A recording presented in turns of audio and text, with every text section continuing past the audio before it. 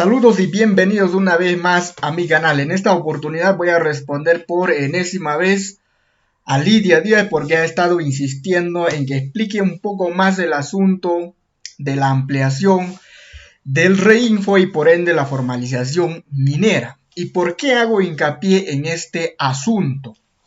He recibido algunos comentarios indicando de que una licencia pues no es lo mismo que una autorización.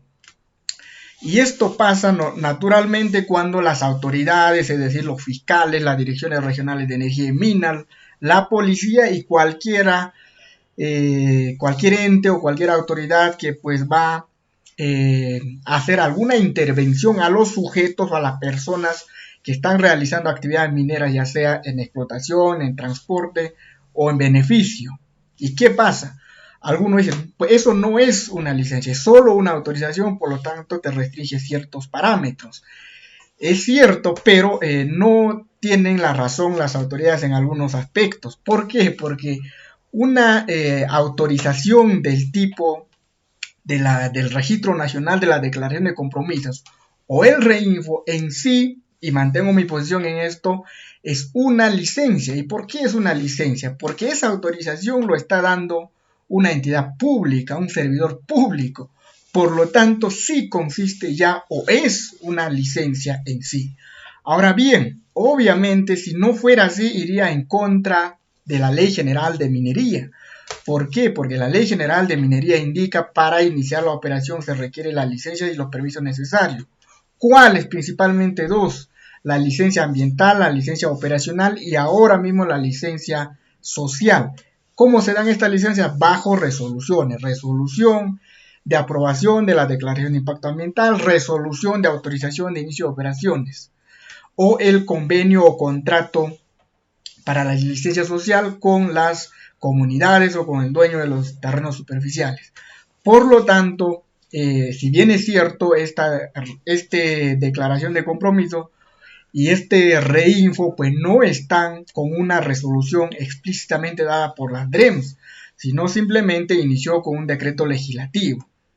Y voy a fundamentar por qué es así este asunto para que ustedes tengan conocimiento y se defiendan frente a las intervenciones, porque a veces hay intervenciones abusivas y cuando la gente, pues, los sujetos que están trabajando, están en la mina, están en la planta, están transportando, no conocen mucho del asunto y les quitan la carga, los llevan al depósito, los tienen ahí, luego lo venden y pasan una serie de cosas por no presentar los documentos o por no fundamentar bien su respuesta ante ciertas interrogantes de la fiscalía o la policía, aunque sí existen buenos fiscales, buenos policías, en la mayoría de los casos que sí conocen la norma, saben la norma y por lo tanto dejan trabajar con normalidad a los sujetos en vías de formalidad. Digo sujetos porque hay pues personas naturales y personas jurídicas y ambos son sujetos de derecho, no es una cuestión de ningún tipo respecto a la forma legal de decirlo.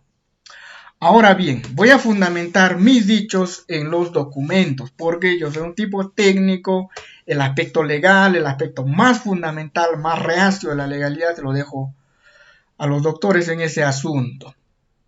Ahora, digo esto porque la autorización, porque el mismo documento lo dice. Y voy a presentar para ello el antecedente. Acá tenemos la declaración inicial que se denominó Registro Nacional de la Declaración de Compromisos.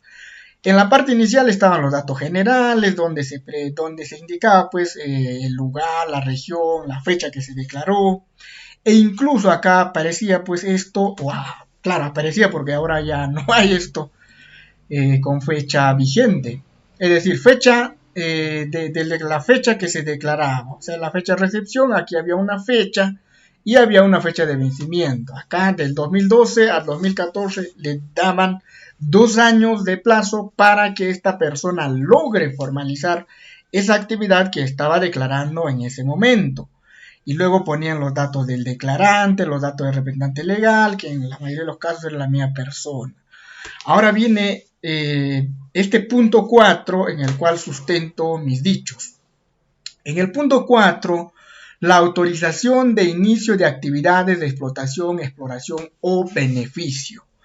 En este punto ellos indicaban mediante ese decreto legislativo y este formato la autorización. Como he indicado, el concepto de la autorización es una licencia cuando lo da pues una entidad pública o un servidor público. En este caso lo daba el Ministerio de Energía y Minas a través de las direcciones regionales. Por lo tanto, y en mi opinión, es una licencia. ¿Licencia de qué? O sea, la autorización ya es la licencia. De iniciar la operación de la actividad de explotación, de exploración y de beneficio. O sea, yo podía con este asunto, si por alguna razón ya no tengo reservas, seguir explorando durante esos 2 años o también explotando o beneficiando el mineral. Dependía mucho del aspecto, pues, que en ese momento no se entendía muy bien el término de la calificación o de la categorización. Algunos se calificaban, pero otros estaban simplemente en la categoría de pequeño productor minero o minero artesanal, debiendo entenderse así en función a la producción. El que producía por encima o declaraba por encima de los 25, categoría de pequeño productor minero, y por debajo mineros artesanales. ¿Se podía tener más de 2 puntos en su momento? Sí, se podía tener más de 2 puntos o más de 2 actividades relacionadas con la minería. Porque algunos también me han indicado y me han criticado, no solamente para una actividad minera, no es así. Entendiéndose también, y repito, en función a la producción. Si estaba declarando por encima de los 30, si decía 100, pues si tenía planta y tenía mina, no debería superar las 350 toneladas en mina y tampoco las 350 en planta. Si tenía 5 actividades mineras de explotación, entre todas no debería pasar las 350 toneladas. Eso era, o eso es hasta hoy en día, las restricciones que existen. Luego, esto se declaraba en ese momento en el PESAT 56. ¿Por qué? Porque a partir de 2015, 16, 17 se estandarizó el WGS 84. Por lo tanto, eso fue el tema. Y en esta parte, como ustedes pueden ver acá, pues hay un derecho número 1 y hay un derecho número 2. Por lo tanto, habían más de 2 actividades que se hacía la declaración. Lógicamente dije y digo que las licencias eran temporales o la autorización era temporal, porque esto tenía hasta 2014, luego vino el registro de saneamiento que lo amplió hasta 2017. En el 2017 iniciaron con el Reinfo que ampliaba hasta el 2020, el 2020 salió otra ley ampliando hasta el 2022 y el 2021 a finales en diciembre salió la ampliación nuevamente hasta 2024. Entonces sustento con ese documento esa autorización.